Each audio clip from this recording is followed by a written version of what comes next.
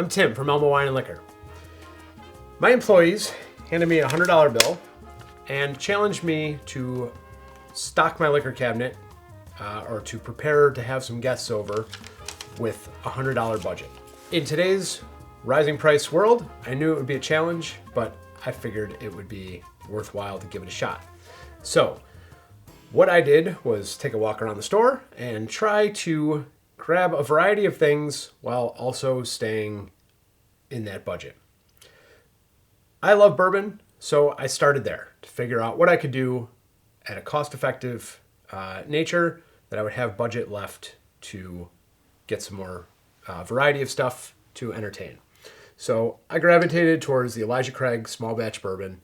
It's 94 proof. It's about $32.99 on my shelf right now. It's a classic bourbon. It is great for old fashions or for other cocktails.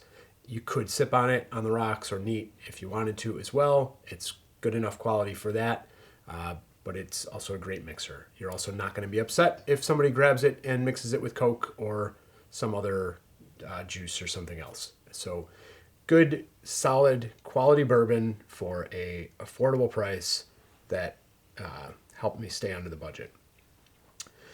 The next thing I did, because it's springtime here and I'm thinking summer, and because it's also been growing in popularity a lot, I went to the tequila section.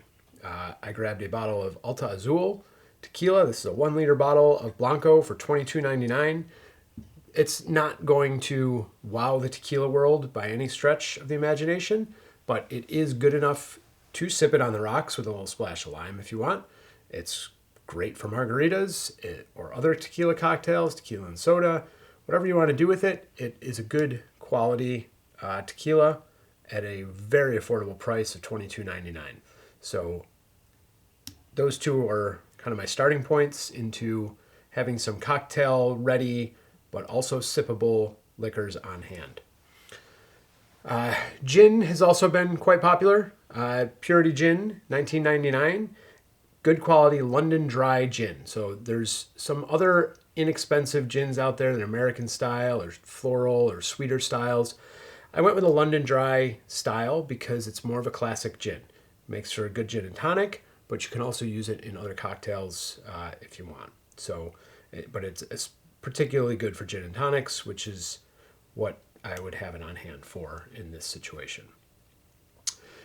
That left me a very small budget left for a couple bottles of wine. I decided I wanted to have one red and one white. I decided to spend a little bit more money on the red, just because I like red better. This is Gravel Bar Cabernet Sauvignon from Washington State, coming in at $15.99 a bottle. Just really good quality, rich, bold cab that is a great value for that $15.99. And then rounding it out with a Dark Horse Buttery Chardonnay. You're going to serve this nice and chilled.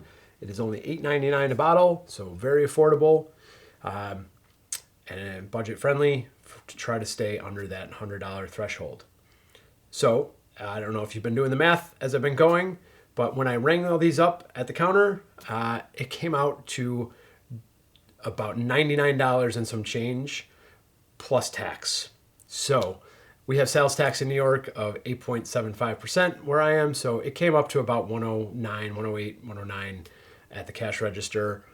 So I did sort of fail, but also if I hadn't had to pay sales tax, I think I hit it almost dead on.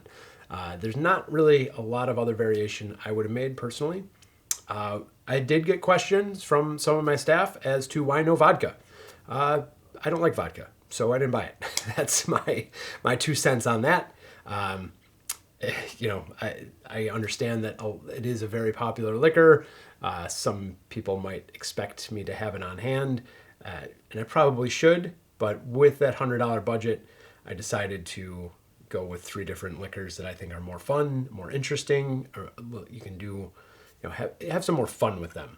Vodka is great because it is very versatile, and I could have easily swapped out this gin for a $19.99 bottle of vodka, probably like a Tito's or something of that nature, roughly, and still been in that $100 budget range.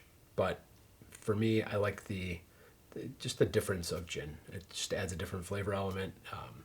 that makes parties more fun. So that was what I could do with $100 in my own store. I would love to hear what other substitutions you might have made, whether you would have gotten rid of wine altogether and gone higher end on the liquor, or added a bottle of vodka or rum or something else of that nature, or whether you would have gotten rid of all the liquor and I could have probably had I could have gotten close to a case of inexpensive wine with that budget as well. So be very curious to hear what your thoughts are, or what other challenge you have for me. Is it another budget challenge? Is it a budget and category challenge?